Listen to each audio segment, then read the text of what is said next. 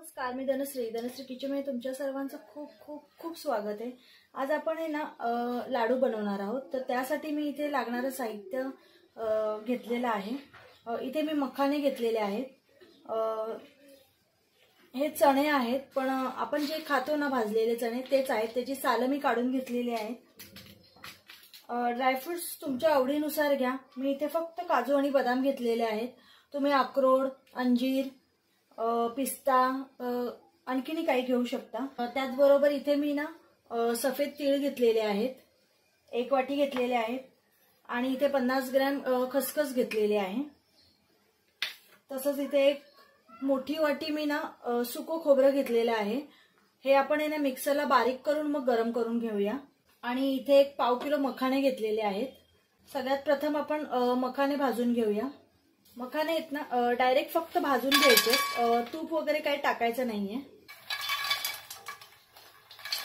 मखाने गॅस कमी करूनच भाजून घ्यायचे, नाहीतर मग ते पटकन लाल होतात एकदम। थंडीच्या दिवसात सर्दी खोकला सतत होणारा आहे, त्यासाठी हे खूप उपयुक्त असतात लाडू। तसेच पायदुखी, गुडघेदुखी किंवा कंबर दुखते तर त्यासाठी सुद्धा हे खूप लाडू फायदेशीर आहेत। हे मखाने भाजलेत छान मस्तपैकी। भाजलेले मखाने कसे ओळखायचे, असे ते पटकन असे बारीक होतात। एक 2-3 मिनिटं झालेत, आता मी हे काढून घेते। अशा प्रकारे आपण हे सगळे मखाने आधी भाजून घेऊया। मखाने आपले हे शेवटचे आहेत। हे झाले की आपले मखाने भाजून झालेले आहेत। मखाने भाजत होते तोपर्यंत मी खोबऱ्याचा मिक्सरला लावून किस करून घेतलेला आहे। मखाने थोडे गार करायचे आणि हे सुद्धा मिक्सरला बारीक करून घ्यायचे। इथे तीळ भाजून घेऊया आपण, आणि ह्याच्यातच खसखस पण टाकली मी। हे पण गॅस कमी करूनच भाजायचे, नाहीतर आणि कढई आपली छान गरम आहे एकदम। तीळ जास्त पण भाजायचे नाहीयेत, कारण तीळ जास्त भाजले तर ते कडवट लागतात। तीळ आणि खसखस गरम होते आपलं, तोपर्यंत आपण हे जे चणे आहेत हे मिक्सरला लावून बारीक करून घेऊया। तीळ आणि खसखस छान भाजले, खमंग वास यायला लागलाय आणि तीळ उडायला पण लागले, त्यामुळे हे आता मी काढून घेते। आता आपण खोबरं भाजून घेऊया। आपण चणे मिक्सरला लावून मी पीठ करून घेतलेलं आहे एकदम बारीक। आता आपण खोबरं पण मंद गॅसवरच छान भाजून घेणार आहोत, एकदम काळं करायचं नाहीये। खोबरं पण छान लालसर भाजून घेतलेलं आहे। हे पण आपण काढून घेऊया। आपण इथे मिक्सर मध्ये मखाण्याची पावडर करून घेतलेली आहे। आता हे खोबरं मी ह्याच्यातच टाकते। इथे आता आपण तूप टाकणार आहोत। मी एक मोठा चमचा तूप टाकलेला आहे आणि आधी आपण बदाम फ्राय करून घेऊया। आपण ह्याच्यामध्ये मखाण्याची पावडर आणि खोबरं हे दोन्ही टाकलेलं आहे। आता इथे मी तीळ आणि खसखस गरम करून घेतलेली आहे हे पण आपण मिक्सरला लावून घेऊया। तोपर्यंत इथे बदाम आपले गरम होत आहेत, मध्ये मध्ये हे पण हलवत राहायचंय आणि गॅस कमीच ठेवायचा आहे। इथे तीळ आणि खसखस पण मी बारीक करून घेतलेलं आहे, हे पण मी ह्याच्यात टाकून घेते। बदाम पण चांगले भाजलेले आहेत। आता आपण ते काढून घेऊया।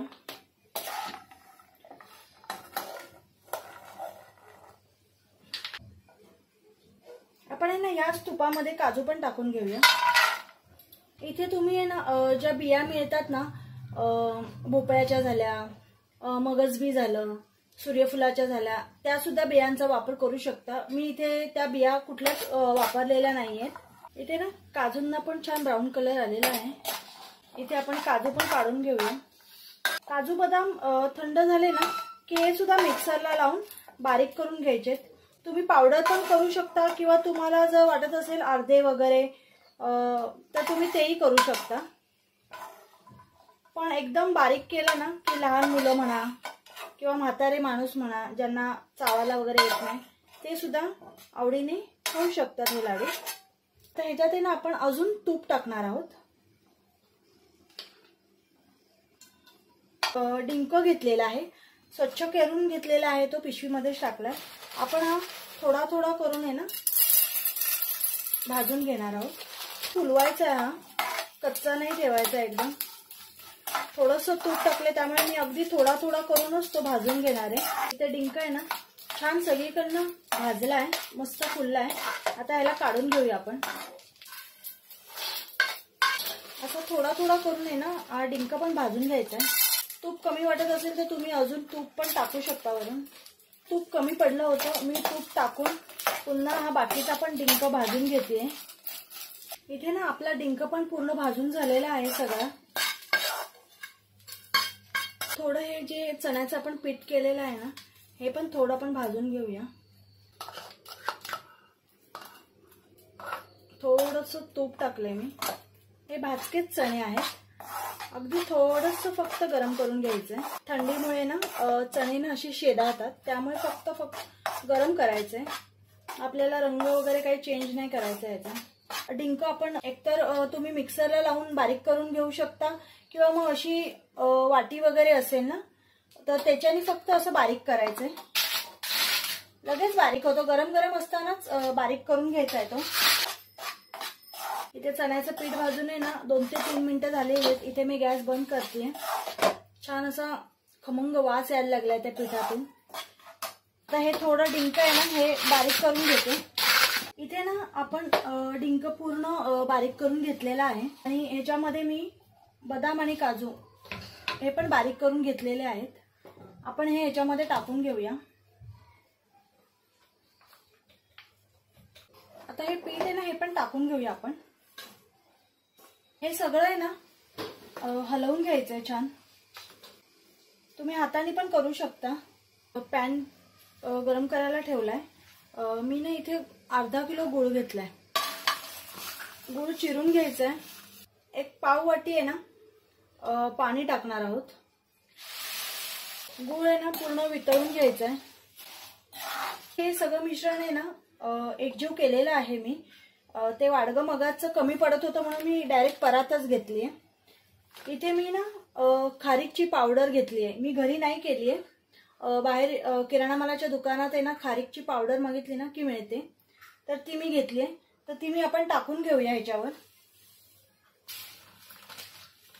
मी पाव किलो आणलेले मी पूर्ण टाकते.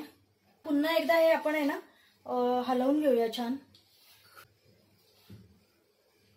ह्याच्यामध्येच आहे ना ही वेलची पावडर आहे, ती पण टाकून घेऊया आपण.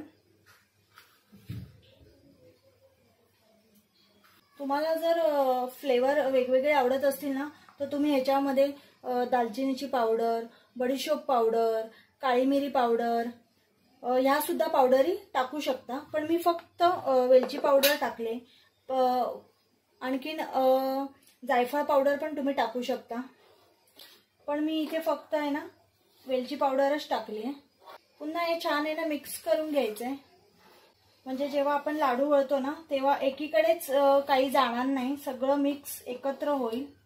इथे मी ना अगदी चिमूटभर आहे ना मीठ टाकणार आहे.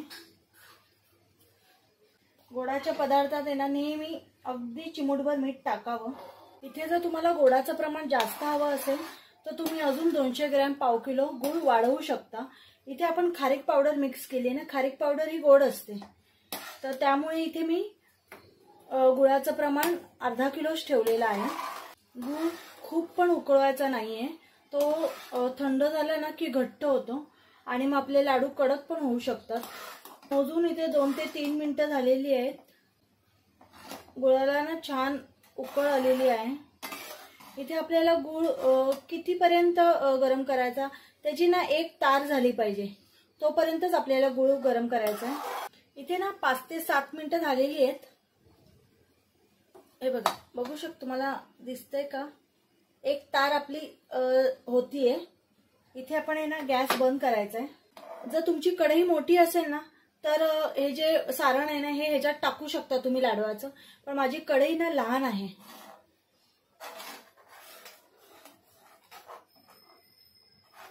तरी पण मी थोडं थोडं करून टाकून घेते. नाही तर मग खूपच लहान असेल ना तर परातीत डायरेक्ट गूळ टाकला तरी चालेल. हे ना हलवायला नाही जमत, छोटी कढई असल्यामुळे. आपण थोडं थोडं करून सारण मिक्स करून घेऊया. गॅस बंद करायचा आहे, नाही तर मग गुळाचा पाक आहे ना खूप घट्ट होईल. गुळ थंड झाल्यावर लाडू कडक होतील. ह्याच्यात हलवायला जर जमत नसेल कढईत, तर तुम्ही डायरेक्ट परातीत टाकू शकता.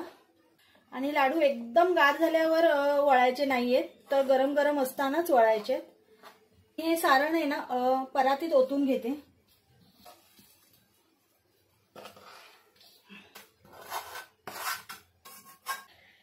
इथे हे ना सगळं मिक्स करून घेतलेलं आहे. हे गरम आहे, तर इथे मी ना 200 ग्रॅम तूप घेतलेलं आहे. हे आपण गरम करून ह्याच्यात टाकून घेणार आहोत.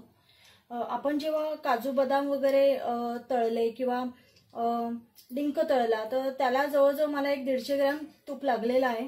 आता मी ह्याच्यात एक 200 ग्रॅम तूप टाकलेलं आहे.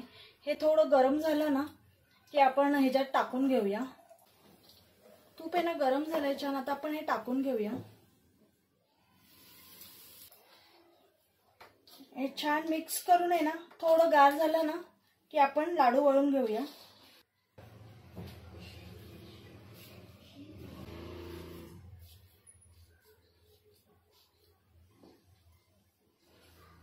अशा प्रकारे हे लाडू सगळे आपण वळून घेऊया. सारण गरम असतानाच करून घ्यायचे. लहान मोठी साईज तुमच्या आवडीनुसार घ्या.